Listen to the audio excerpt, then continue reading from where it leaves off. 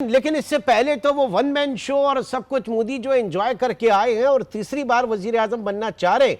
ऐसा क्या हुआ कि जनाब पॉपुलैरिटी जो है वो कम हुई है और एक कॉम्प्रोमाइज करना होगा अब एक कोलिशन जमातों के साथ? तो ऐसा क्या रहा इंडिया में, क्या रिफ्लेक्ट हुई है प्राइम मिनिस्टर मोदी की पॉलिसीज? देखिए, एक तो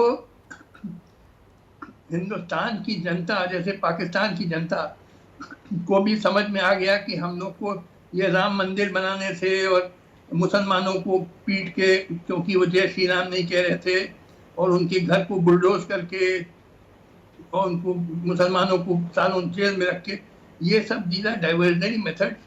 असल इशू तो देखिए इकोनॉमिक इशूज होते हैं। अब भारत में भी जैसे आपके पाकिस्तान में है, कीमतें आसमान चली गई हैं।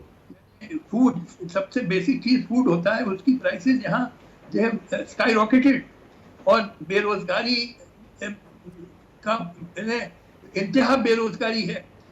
ये इकोनॉमिक इश्यूज अब सामने आ गई तो लोगों को, लेकिन सर बीजेपी के जमाने में जो हमेशा हमने देखा कि राइजिंग इंडिया और शाइनिंग इंडिया का नारा लगता था, जीडीपी ग्रोथ 8% प्लस, और उस पे भी अक्रॉस द कंट्री अगर आप कह रहे हैं कि बेरोजगारी में इजाफा हुआ है और इन्फ्लेशन जो है वो स्काई रॉकेटिंग है, तो फिर ये कामयाबी कहां से है? ये तो फिर बड़ा बुरा हाल इसको समझा जाएगा। और इससे पहले मैं एक जगह पे सुन रहा था आपको, आपने इकोनॉमी को भी बड़ा डिस्कस किया था, इंडियन इकोनॉमी को लेकर, और पूरी दुनिया जो है वो एक बहुत बड़ी मार्केट इंडियन इकोनॉमी को समझ रही है, लेकिन हालात थोड़े से मुख्तलिफ है। थोड़ा सा उसके ऊपर भी बात कीजिएगा सर।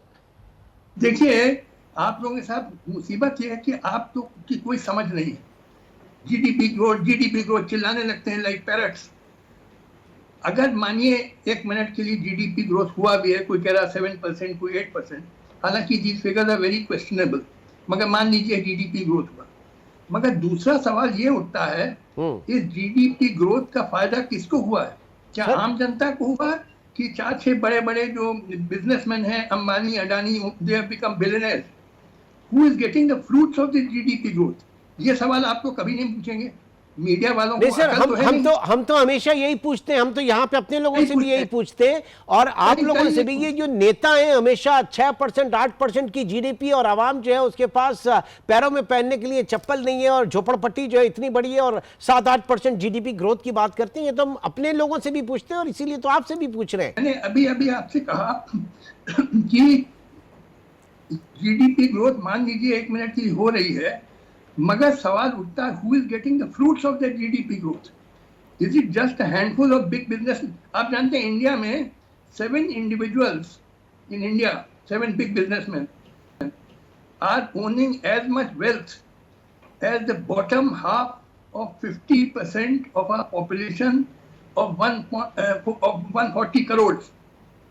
इतनी 7 इंडिविजुअल्स के पास उतना ही पैसा है जितनी 50% हमारी पॉपुलेशन के पास है।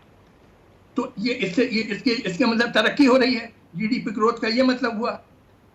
नहीं, आप लोग को थोड़ा अकल का भी तो इस्तेमाल करना चाहिए। बिल्कुल अकल से आप बिल्कुल दूर हैं।